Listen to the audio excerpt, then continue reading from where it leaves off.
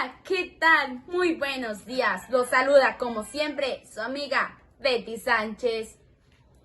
En esta mañana, jueves 22 de octubre del 2020, un tema del que se está dando mucho de qué hablar es que padres de familia y alumnos se quejan con esta nueva modalidad educativa.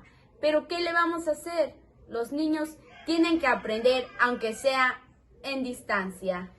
En otras noticias, en redes sociales, se está dando mucho de qué hablar sobre el tema de los derechos mexicanos. Es por ello que hemos preparado un programa muy especial con grandes invitadas, las licenciadas Sofía Montezuma y Andrea López, quien ya se encuentra en la línea. Hola, ¿qué tal, licenciada Sofía? Es un gusto tenerla en el programa. Hola, ¿qué tal, Betty? El gusto es mío. Gracias por invitarme a tu programa.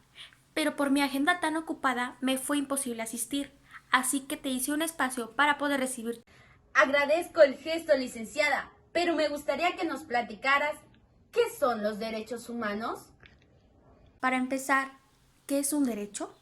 Esta palabra se refiere al conjunto de principios y normas que inspiran en mantener una justicia y un orden. Ahora bien, ¿qué son los derechos humanos? Estas son normas que reconocen y protegen la dignidad de los derechos humanos. Estos derechos rigen la manera en que los individuos viven en una sociedad y se relacionan entre sí. Bueno, muy bien. ¿Cómo surgen los derechos humanos, licenciada? Hábleme un poco de los antecedentes para poder conocer mejor. Me parece que ya está en la línea la licenciada Andrea López. Hola, buenos días, Betty y Sofía. Las saludo con mucho gusto y les ofrezco una disculpa por la demora, pero como sabrán, con esta nueva normalidad, el Internet no es estable. Descuida, lo importante es que ya estás con nosotras.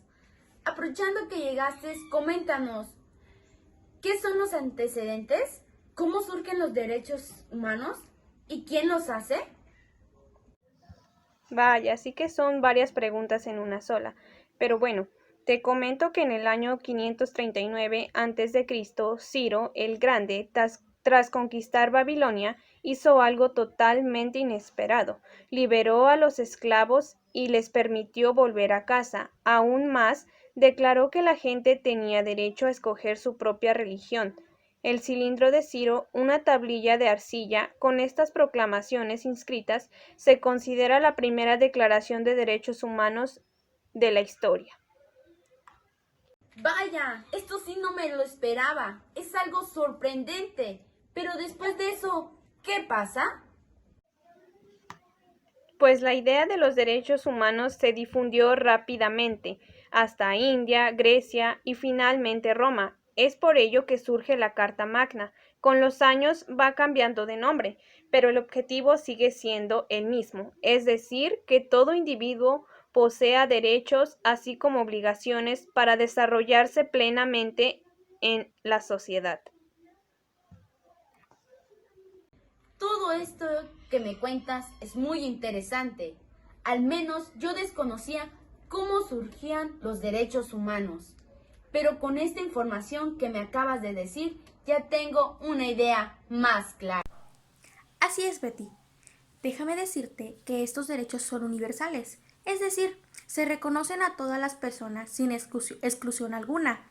Y si alguien nos llega a privar de estos derechos, alguno de estos derechos, mejor dicho, se verán perjudicados. La verdad que todo lo que nos dicen es algo interesante. Por último, ¿podrían decirnos cuáles son nuestros derechos como mexicanos? La verdad es que son varios, pero solo mencionaremos algunos, ya que tu programa está a punto de terminar. De los derechos que considero importantes son el derecho a la vida, derecho a la igualdad y la prohibición de la discriminación, derecho a la libertad de expresión.